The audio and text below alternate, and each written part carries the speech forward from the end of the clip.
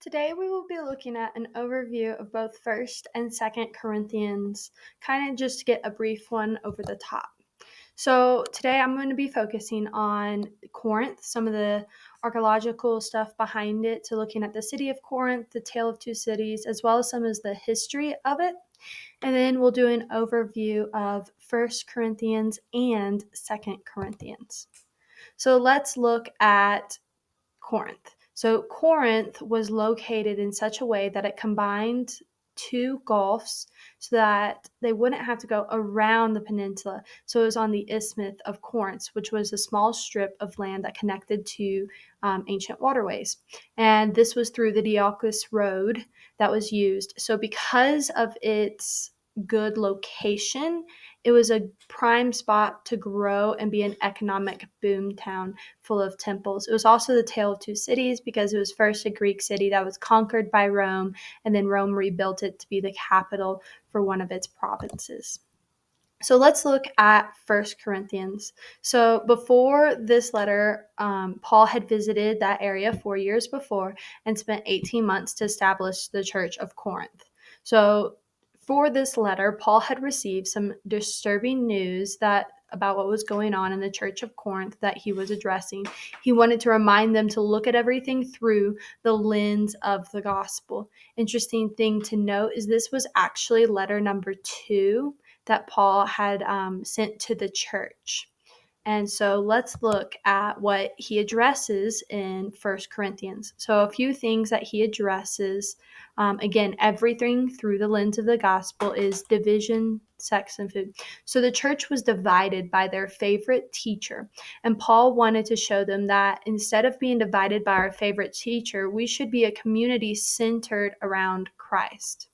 There was also some sexual immorality that was happening. They were like, oh, I'm free in Christ. I'm good to do what I want. No, but he was showing no, because of Christ and he had no compromise, we should also have no compromise in our sexual integrity. He was reminding them again, look at Christ's example. And then also with food, they were wanting to eat food at their gatherings because that was a huge part of their culture, but it was sacrificed to idols. And so Paul was addressing that, hey, listen, if it's at home, I mean, Christ has already overcome the world. There's sure, go right ahead. But if you're around others and you might be doing something that is misleading to others and could lead them away from the gospel, no, don't do it. Also, there was some issues with the gatherings being chaotic and different things happening at different times, and it was distracting from the gospel. And so Paul wanted to remind them the purpose of their gatherings was to show the gospel to others, to show the Christ, to show Jesus's example, and most importantly, of the gospel, just to show Jesus. And he wanted to remind them to focus on that. The resurrection was also an issue addressed. They were saying that, oh, it's impossible for the resurrection to happen. We don't need to believe that part, but Paul was like, no, this is vital to our faith. Without the resurrection, there's no reason for anything else. The resurrection is the whole point of our faith. It was the fact that Christ overcame sin.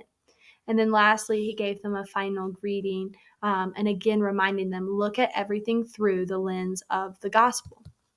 So let's now look at 2 Corinthians. So 2 Corinthians was actually Paul's 4th letter. And in between this time, Paul had gone and visited them for a short period, and which was that sad visit for him. And then he wrote another letter to them about that visit that got lost. But 2 Corinthians was one final letter that Paul wrote just to reaffirm his love to them. He wanted to preserve the unity of the church of Corinth.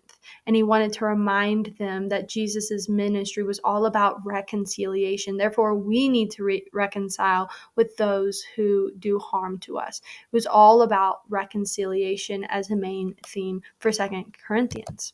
So there are 3 main parts that we're going to look at for 2 Corinthians. There's Paul's reconciliation. So Paul wanted to remind them that he forgave them.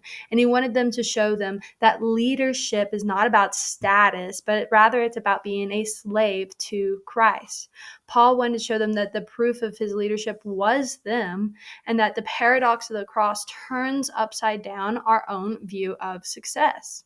He also wanted to remind them to be generous. Many Jewish Christians had fell into poverty in Jerusalem, and many of the other churches that Paul had started had begun to give to this. And he showed them that Jesus' own story was a story of generosity. Jesus, who was rich in glory, became poor, and when he came here on earth, not poor just like in poverty of riches, but like spiritually became poor, so that through his suffering we could become rich. And so because of Jesus' own story, we should also be generous to others. And then he gave a final challenge to address the super apostles with their accomplishments, but he wanted to remind them that Christ shows through our weakness. And this leads to the paradox of the cross. The cross challenges us to value how we see the world, but instead we want to remember that God values our humility and weakness, because it shows through him that Jesus has overcome everything. And we want to take up the same thing that Jesus had and live the same style that he lived. Everything through the lens of the gospel.